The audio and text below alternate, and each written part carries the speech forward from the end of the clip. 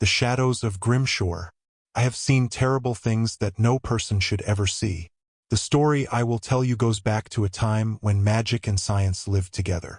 When the wall between our world and the world beyond seemed as thin as morning fog on the Cumberland River. I collected these stories from old journals, letters never sent, and quiet tales told by families who were scared to speak too loudly about what happened at Grimshore. The Grimshore family owned land since before Tennessee became a state. Their leader was Augustus Grimshore, a serious man of 63 with a gray beard and eyes like storm clouds.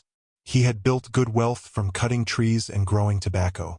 While not the richest plantation owner, the Grimshores were respected all through Sullivan County. Augustus had married 2 times in his life. His first wife, Eleanor, gave him 2 sons, Thaddeus and Jeremiah, before she died from lung sickness in 1837. His second wife, Victoria, was almost 20 years younger than him. She gave him a daughter, Cordelia, who was now 22 years old. Cordelia had her father's sharp eyes and her mother's pretty face. As the war split the nation apart, it also split the Grimshore family. Thaddeus, the older son at 34, had joined the Southern Army early. He became a major in the Tennessee Volunteer Infantry. Jeremiah, 3 years younger, shocked everyone by choosing the northern side. He moved north to Kentucky where he served as a captain. This split almost destroyed Augustus, who banned anyone from saying his younger son's name in their house. Victoria had pulled away from everyone. She spent her days sewing or reading her Bible, speaking little except to her daughter or the house workers. Cordelia had become the one who kept the farm running during the war. She watched over the smaller crops and managed the few servants who stayed loyal to the family. On January 15, 1863, a bitter cold came down from the mountains. A letter arrived at Grimshore with news that Thaddeus had been badly hurt at the Battle of Stones River. Augustus quickly prepared to travel to the Southern Field Hospital near Murfreesboro where his son was fighting for his life. "I will come back with Thaddeus or not come back at all," he told Victoria and Cordelia on the morning he left. His breath made clouds in the cold air of the sitting room. "If God takes him from us, I will not leave him to be buried in strange soil." Victoria just nodded, holding her hands so tight her knuckles turned white. Cordelia, always practical, made sure her father had enough food and his warmest coat for the trip. "The farm workers say Union soldiers are on the western ridge," she warned. "Be careful not to meet them, father." Augustus laughed bitterly. "I have traveled these hills for 60 years, child. No northern stranger will find me if I do not want to be found." Before dawn the next day, Augustus left on horseback. He left the women with their longtime housemaid, Bessie, the stable master, Elijah, and his son Samuel, a 14-year-old boy who helped with the horses and small jobs.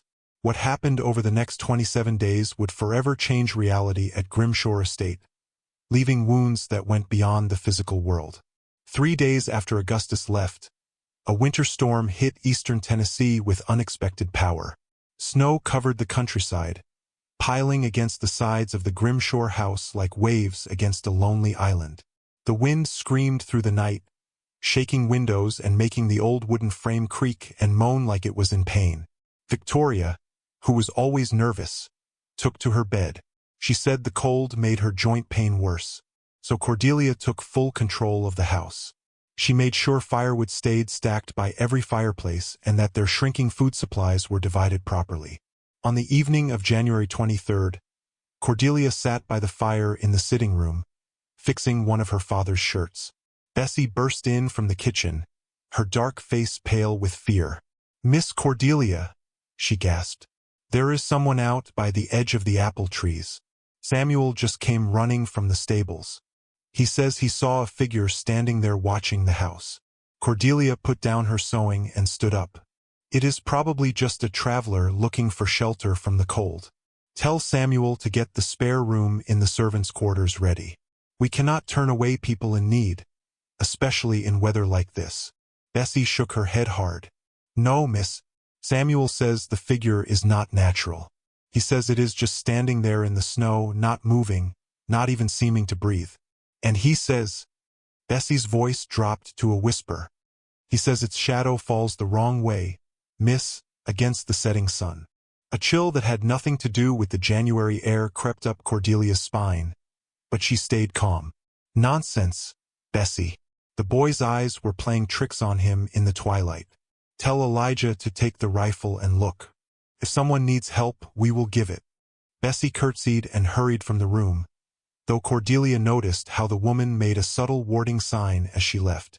This was a superstitious habit from her childhood in the Caribbean that only came out when she was truly scared. Cordelia moved to the window that looked over the apple orchard, now a collection of bare trees half buried in snow. The sun had almost set, casting long purple shadows across the pure white ground. At first, she saw nothing unusual and started to turn away when movement caught her eye. At the orchard's edge stood a figure, just as Samuel had said. Even from far away, Cordelia could see it was a man, tall and straight-backed, wearing what looked like a long coat. He stood perfectly still, seeming not to feel the bitter cold, looking right toward the house. But what made Cordelia's breath catch in her throat was exactly what had frightened young Samuel. The man's shadow. Though the setting sun was behind him, his shadow stretched not toward the house as it should have, but away from it, toward the forest beyond the orchard, as if cast by some impossible light source. Cordelia blinked hard, certain her eyes were lying to her.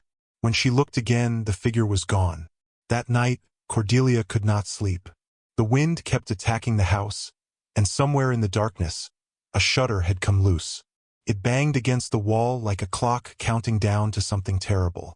She had told Elijah to search the orchard, but he had found nothing, not even footprints in the snow where the figure had stood. Just as she was finally falling asleep, a soft knocking at her bedroom door snapped her awake. "Yes? Who is it?" she called, reaching for the oil lamp on her bedside table. The door opened to show Victoria, her gray-streaked hair hanging loose around her shoulders, her nightgown ghostly white in the darkness. "Cordelia," she whispered, her voice strangely childlike. "There is someone in the house." Cordelia lit the lamp, casting her mother's face in yellow light and deep shadow.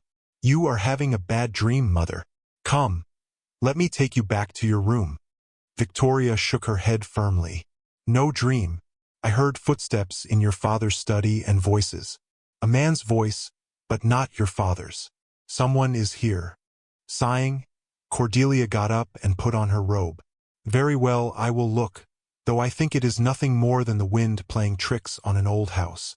Taking the lamp, Cordelia guided her mother back to her bedroom, tucking her under the quilts before promising to check the study. Victoria grabbed her wrist with surprising strength as she turned to leave. "Be careful, child. There are forces out tonight that mean us harm. I feel it in my bones." Cordelia gently pulled free from her mother's grip and gave what she hoped was a comforting smile. "Nothing can hurt us here, Mother. This is our home." How wrong she was.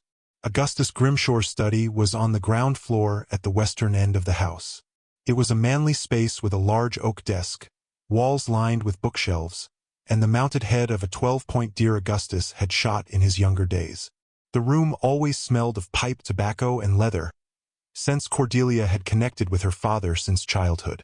As she approached the study with her lamp held high, Cordelia did hear what might have been footsteps, a soft shuffling coming from behind the closed door. She stopped, her earlier confidence fading. If someone had somehow entered the house, she was not ready to face them. Perhaps she should wake Elijah. Before she could decide, the sound stopped. After a moment of silence, Cordelia gathered her courage and opened the door. The study was empty, but not undisturbed.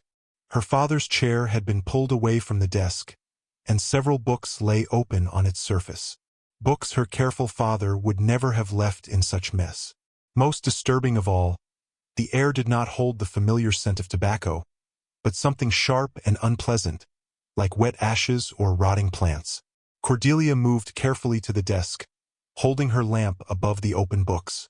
One was her father's ledger, another a family Bible, and the third a book of Tennessee history. None seemed to be open to any important page. As she leaned closer, the flame in her lamp flickered wildly, then steadied, casting her shadow against the far wall. Cordelia froze as a horrible feeling crawled across her skin. Her shadow, which should have copied her posture of leaning over the desk, instead appeared to be standing upright, its arms at its sides. And then, as she watched in silent horror, her shadow raised one arm, though she herself remained perfectly still. Cordelia dropped the lamp. Darkness swallowed her as the flame died, and in that perfect blackness, she heard a soft, hissing whisper. Grimshore blood returns to Grimshore land. Cordelia ran, not stopping until she reached her bedroom, where she blocked the door with a chair and huddled under her quilts until morning light came through her curtains. She told no one of what she had seen, convincing herself it had been caused by tiredness and worry over her father and brother. The next day brought clear skies, but no relief from the bitter cold. Cordelia went about her duties with determined normalcy, though she avoided her father's study completely. Victoria stayed in her room, claiming headaches and refusing food. Bessie reported that the chickens had stopped laying eggs and one of the horses in the stable had kicked down its stall door in the night, hurting itself so badly that Elijah had been forced to put it down.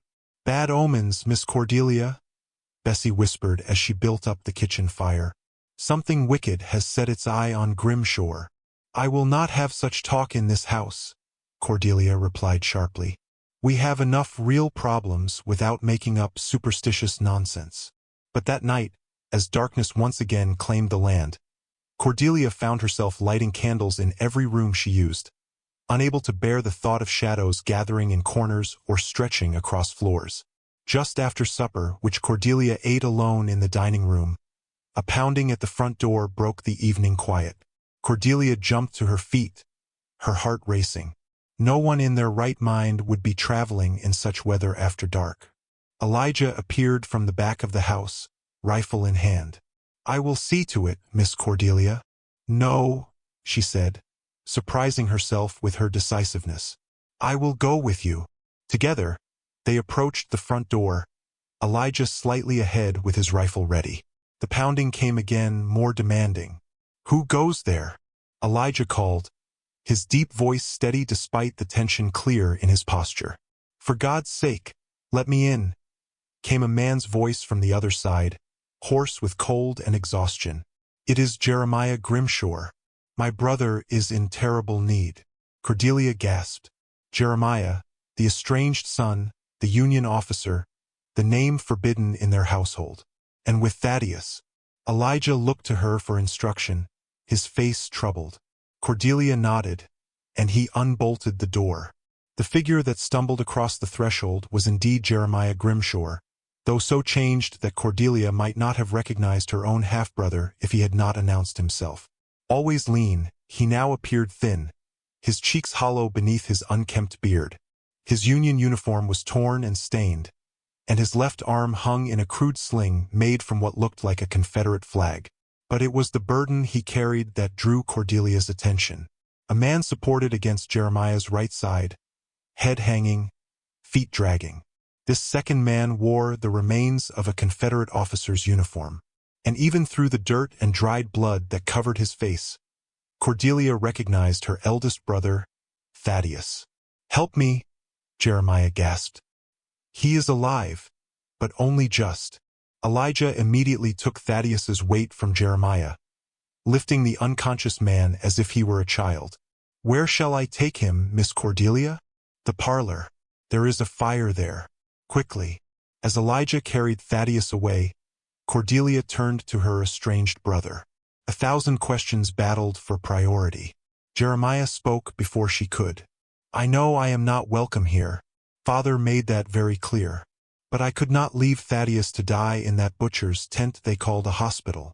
He swayed slightly, steadying himself against the wall. "I will go once I know he is cared for. You have my word." Cordelia stared at the brother she had not seen in nearly 2 years. Despite everything, his betrayal of Southern values, his abandonment of family, his choice to fight against his own kin, in this moment, she saw only the boy who had taught her to fish in the creek and made whistles from willow branches for her. "You will do no such thing," she said finally. "You are as much a Grimshore as any of us, whatever Father might say. Come, you look half frozen yourself." Relief washed over Jeremiah's haggard face, followed quickly by concern. Where is father and mother? Father traveled to find Thaddeus when we got word he was wounded. Mother is unwell. The war has taken a toll on her spirits. Jeremiah nodded grimly. It has taken a toll on us all. In the parlor, Elijah had laid Thaddeus on the sofa nearest the fire. In the warm light, Cordelia could better see her eldest brother's condition, and her heart sank. His skin had a grayish color. His breathing was shallow and irregular, and a crude bandage wrapped his torso, dark with old blood. "Bessie," Cordelia called, and the housemaid appeared almost instantly as if she had been waiting nearby. "Bring hot water, clean cloths, and mother's medicine chest. Hurry." As Bessie rushed to obey, Jeremiah collapsed into a chair, exhaustion finally claiming him. "How did you find him?" Cordelia asked, kneeling beside Thaddeus and gently brushing matted hair from his forehead. His skin burned with fever. Jeremiah's eyes were half closed, but he forced himself to answer. "Pure chance or God's will if you prefer. My regiment was ordered to secure a crossroads near the field hospital where Confederate wounded were being treated. I thought I might find someone who knew of Thaddeus. Instead, I found him." "You risked court-martial bringing him here," Cordelia observed. A bitter smile twisted Jeremiah's lips. "I am already absent without leave. What is one more charge? Besides, blood is thicker than causes, sister. Whatever uniform he wears, he is still my brother." Bessie returned with the requested supplies, and together they set about cleaning Thaddeus's wounds and making him as comfortable as possible. The main injury was a bullet wound to his right side, which had become badly infected. Cordelia cleaned it as best she could with whiskey and packed it with a mixture of herbs from her mother's stores, while Jeremiah held his brother down through his moments of semi-conscious agony. When they had done all they could, Thaddeus fell back into restless sleep, his breathing slightly stronger, but still labored. "He needs a proper doctor," Cordelia said, washing blood from her hands in a basin of now pink water. "There are none to be had," Jeremiah replied wearily. "Every surgeon for 50 miles is overwhelmed with wounded from Stone's River. I have seen butchers with more medical knowledge than some of the men treating soldiers." He leaned forward, elbows on knees, head bowed. "All we can do is keep the wound clean, keep him warm, and pray." Cordelia nodded, then told Elijah to prepare the guest room for Jeremiah. The old stable master looked uncertain. "The master will not like it, Miss Cordelia," he said cautiously. "Him being Union and all." "The master is not here," Cordelia replied firmly, "and I will not have my brother sleeping in the barn like a vagrant. Make up the room, please." After Elijah left, an awkward silence fell between the siblings. Finally, Jeremiah spoke. "You have grown up, little sister. There was a time you would not have contradicted father, even in his absence." Cordelia managed a small smile. "There was a time you would not have worn Union blue. We all change." Jeremiah studied her face, his expression softening. "Not all change is for the worse, it seems." Their moment of reunion was interrupted by Victoria's voice from the doorway, high and shaky with shock. "Jeremiah, is it truly you?" The siblings turned to find their mother standing there in her nightgown and wrapper, her hair loose around her shoulders, her eyes wide with disbelief. "Hello, Mother," Jeremiah said gently, rising to his feet despite his exhaustion. Victoria took a halting step forward, one trembling hand extended as if to touch him and confirm he was real. Then her gaze fell on Thaddeus's prone form, and she let out a small wounded sound. "My boys," she whispered. "Both my boys returned to me." "Yes, Mother," Jeremiah said, moving toward her. "We have come home." Victoria's expression suddenly changed from joy to terror. She backed away, shaking her head violently. "No, no, this is some devil's trick. My sons cannot both be here. One serves the righteous cause. The other betrayed his blood. The shadows. Look at their shadows." Confused, both Cordelia and Jeremiah looked down. The firelight cast their shadows across the parlor floor, stretched long, but otherwise normal. "Mother, please," Cordelia began. But Victoria was already backing from the room, her eyes wild with fear. The shadows walk in different directions. Do you not see? This house will devour us all.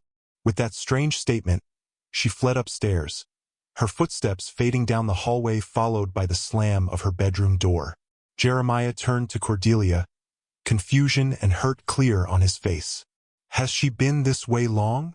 Cordelia sighed, suddenly feeling the weight of months of worry. She has been fragile since you left. Father's bitterness poisoned her, I think. And then with Thaddeus going to war as well. She spends most days in her room with her Bible and her medication. I am sorry, Jeremiah said softly. I never meant to cause such pain. I only followed my conscience. I know, Cordelia replied, though in truth she had never fully understood his choice. Come, you need rest. Tomorrow we can decide what to do about Thaddeus. And perhaps Mother will be more herself after sleep. But as they left the parlor, Cordelia could not help glancing back at the shadows cast by the fire. For just a moment, so briefly she convinced herself she had imagined it. She thought she saw 3 shadows where only 2 people stood, the third elongated and distorted, stretching toward the ceiling rather than across the floor. That night, the storm returned with renewed fury. Wind shrieked around the edges of Grimshore like a woman mourning, and snow piled against the windows until they were nearly buried. In the guest room, Jeremiah fell into the sleep of the completely exhausted, while Cordelia dozed in a chair beside Thaddeus in the parlor, waking every hour to check his fever and wet his lips with water. Near midnight, she was startled awake by Thaddeus calling out in his delirium. The eyes, he moaned, his head thrashing from side to side. The eyes in the shadows. Father, do not go with them, Father. Cordelia pressed a cool cloth to his forehead, whispering soothing nonsense as one might to a frightened child. Eventually, he quieted, though his skin still burned under her touch. As she settled back in her chair, a floorboard creaked in the hallway outside the parlor. Cordelia went still, listening. The creak came again, followed by the distinct sound of footsteps. Slow, deliberate, moving toward the front of the house. Bessie, she called softly, not wanting to disturb Thaddeus. Is that you? No response came, only another footstep, then silence. Gathering her courage, Cordelia rose and moved to the parlor doorway. The hallway beyond was dark, except for the faint glow of embers from the kitchen hearth at its far end. She could see no one. Elijah! Samuel! She tried again, her voice barely above a whisper. The silence that answered seemed to have weight and presence, as if the darkness itself were listening to her. Then from the direction of her father's study came the unmistakable sound of his chair being pushed back from the desk. Fear closed around Cordelia's throat like a fist, but she forced herself to move forward. Someone was in the house, someone who did not belong. With Thaddeus helpless and Jeremiah exhausted, it fell to her to protect them. She moved quietly to the cabinet in the dining room where her father kept a pistol for home defense. The weapon felt cold and awkward in her hand, but she had seen her father clean and load it often enough to know it was ready to fire. Heart pounding, she made her way toward the study. The door stood slightly open, a thin line of light visible along its edge. Lamplight, though she had not left any lamp burning there. Taking a deep breath, Cordelia pushed the door open with the barrel of the pistol. The sight that greeted her defied all reason. Augustus Grimshore sat at his desk, pen in hand, writing in his ledger as he had done thousands of times before. He looked up at Cordelia's entrance, his expression one of mild surprise. Ah, Cordelia, why are you wandering the house at this hour, and with my pistol no less? His voice was exactly as she remembered it, deep, authoritative, with the slight roughness of age. Father, she whispered, the pistol trembling in her grasp. How? When did you return? Augustus frowned, setting down his pen. Return, my dear? I never left. Now put that weapon away before you hurt yourself or damage my woodwork. Cordelia's mind reeled. He never left? But she had watched him ride away nearly 2 weeks prior. Had the strain of recent events caused her to imagine his departure? No, that was impossible. Jeremiah had brought Thaddeus home because their father had gone searching for him. She had not imagined that. "Father," she said carefully, lowering the pistol, but not letting it go. "Thaddeus is here. Jeremiah brought him home. He is badly wounded." At the mention of his second son, Augustus's face darkened. "I will not have that traitor's name spoken in this house. As for Thaddeus, I know very well where he is. Now return to your room, daughter. The hour grows late, and there are matters I must attend to." As he spoke, Augustus returned to his writing, dismissing her presence. Cordelia stood frozen, trying to make sense of what was happening. Her father seemed solid enough, yet something about him felt wrong. His movements were slightly too precise, his voice a fraction too measured. And then she noticed his shadow on the wall behind him. While Augustus bent over his ledger, his shadow stood straight, its arms at its sides, its head turned at an impossible angle to stare directly at Cordelia. A scream built in her throat, but before it could escape, the lamp on the desk flared blindingly bright, then died, plunging the room into darkness. When Cordelia's vision cleared, the study was empty. No Augustus, no lamp, no sign anyone had been there at all. Shaking uncontrollably, Cordelia backed from the room. As she turned to flee down the hallway, she collided with a solid form and let out a strangled cry. "Cordelia, what in God's name?" It was Jeremiah, awakened by her movements. He gripped her shoulders to steady her, his expression alarmed. "What has happened? I heard voices." "Father," she gasped. "Father was in his study, Jeremiah. I saw him, writing in his ledger as if he had never left." Jeremiah's brow furrowed. "That is not possible. Father left to find Thaddeus before I arrived with him. You told me so yourself. I know what I said, and I know what I saw." Hysteria edged her voice.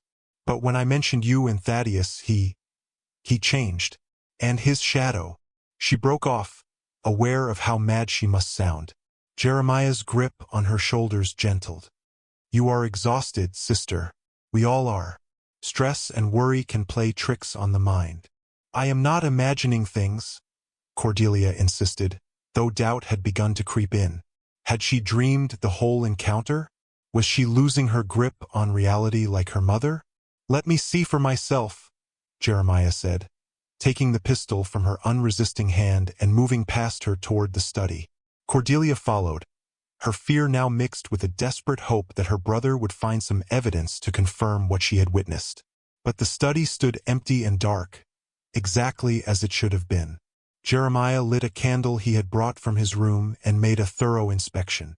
"The ledger is closed and on the shelf," he reported, holding the candle high to light the bookcase. "The chair is pushed in.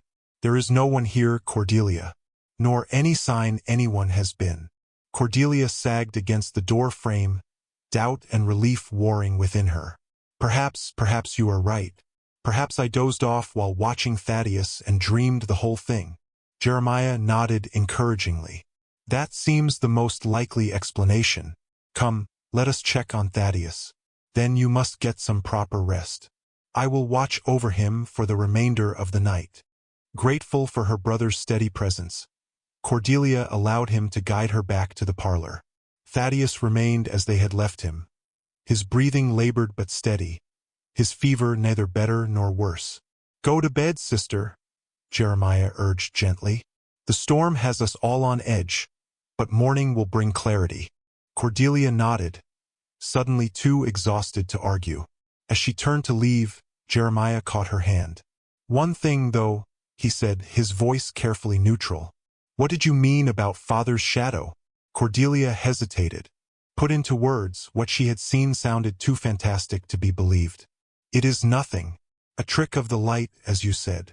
Jeremiah studied her face for a long moment, then nodded, releasing her hand. "Sleep well, then." But as Cordelia climbed the stairs to her bedroom, she could not shake the feeling that Jeremiah had not been entirely honest in his dismissal of her experience, that something in her description of the shadow had struck a chord with him. The following day dawned clear and cold, the storm having spent its fury overnight. Cordelia awoke feeling more rested than she had expected. the previous night's encounter with her father already taking on the hazy quality of a nightmare half-remembered. She dressed quickly and went downstairs to find Jeremiah dozing in the chair beside Thaddeus, who appeared to be resting more comfortably. His color had improved slightly, and when Cordelia placed a hand on his forehead, his skin felt cooler to the touch. "His fever broke around dawn," Jeremiah said, startling her. She had thought him asleep. "Thank God for small mercies," Cordelia replied. "Perhaps we will not need to risk sending for a doctor after all." Jeremiah stretched, wincing as his wounded arm protested the movement. "He is far from out of danger. But yes, it is an encouraging sign." Bessie appeared with a tray of coffee and cornbread, her usual calm expression replaced by obvious discomfort as she set it down beside Jeremiah. Like Elijah, she had been raised in a household loyal to the Southern cause, and clearly found serving a Union officer distressing, even if he was a Grimshore by blood. "Will there be anything else, Miss Cordelia?" she asked, pointedly addressing only her mistress. "Has my mother risen yet?" Cordelia inquired, pouring coffee for herself and Jeremiah. "No, miss. I took her some tea earlier, but she said she was not feeling well enough to come down." Bessie hesitated, glancing nervously at Jeremiah. She asked if the spirits had departed. Jeremiah raised an eyebrow. "Spirits?" Bessie fidgeted with her apron. "That is what she said, sir. Asked if the spirits had gone with the storm. I told her I did not rightly know what spirits she meant. And she just nodded like that made perfect sense and said she would stay in her room until the shadows straightened themselves out." The housemaid shrugged apologetically. "She has not been right since the master left. Begging your pardon for speaking plain." "Thank you, Bessie," Cordelia said. "That will be all for now." After the housemaid left, Jeremiah turned to Cordelia, his expression troubled. "Shadows straightening themselves out. That is remarkably similar to what she said last night about our shadows walking in different directions, and to what you mentioned about Father's shadow." Cordelia sipped her coffee to hide her discomfort. In the light of day, she had no desire to revisit the previous night's inexplicable events. Mother has always been fanciful, and as Bessie said, Father's absence has been difficult for her. Jeremiah looked unconvinced, but did not press the matter. Instead, he asked, "When exactly did Father leave to search for Thaddeus?" "January 16th, so 11 days ago now," Cordelia replied. "We received word that Thaddeus had been wounded at Stones River, and Father insisted on going to him immediately." "That is impossible," Jeremiah said flatly. Cordelia stared at him. "What do you mean impossible? I watched him ride out myself." Jeremiah set down his coffee cup with deliberate care. "Cordelia, I found Thaddeus in a field hospital 3 days ago. He had been there since the battle ended on January 2nd. In all that time, no one matching Father's description had come looking for him. I asked specifically. Perhaps he was delayed on the road," Cordelia suggested, though a cold knot of dread was forming in her stomach. "The weather has been terrible." "Perhaps," Jeremiah conceded. "But there is something else. When I was changing Thaddeus's bandages this morning, he regained consciousness briefly. He recognized me and asked where we were. When I told him we were at Grimshore, he became agitated. He grabbed my arm and said, 'Father is dead.' I saw him fall." The coffee cup slipped from Cordelia's fingers, shattering on the hardwood floor. "No," she whispered. "No, that cannot be right. Thaddeus was delirious. Father left here alive and well less than 2 weeks ago." "I believe you," Jeremiah said quickly. "I am simply telling you what Thaddeus said. He lost consciousness again before I could question him further." Cordelia bent to gather the broken pieces of china, grateful for the momentary distraction. Her mind raced. If Thaddeus believed their father dead, and if no one at the hospital had seen Augustus, then who or what had she seen riding away from Grimshore 11 days ago? And what had she encountered in the study last night? As if reading her thoughts, Jeremiah said quietly, "I think we need to consider the possibility that something unnatural is occurring in this house." Cordelia looked up sharply. "Unnatural? What do you mean?" Jeremiah hesitated, then said, Last night after you went to bed, I decided to have another look around Father's study. I found something odd. He reached into his pocket and withdrew a folded piece of paper. This was inside the ledger. The same ledger you said you saw Father writing in. Cordelia took the paper with trembling fingers and unfolded it. It contained a single line of text in what was unmistakably her father's handwriting. Grimshore blood returns to Grimshore land. The exact words she had heard whispered in the darkness the night she dropped her lamp. Where did this come from? She demanded, her voice barely above a whisper. As I said, it was in Father's ledger. But Cordelia, look at the date in the upper right corner of the paper. In the same hand was written January 15, 1863, the very day they had received word of Thaddeus's wounding, the day before Augustus supposedly departed. This proves nothing, Cordelia insisted, though her conviction was rapidly eroding. Father could have written this before he left. Perhaps, Jeremiah allowed. But there is more. After finding this, I went to the stables.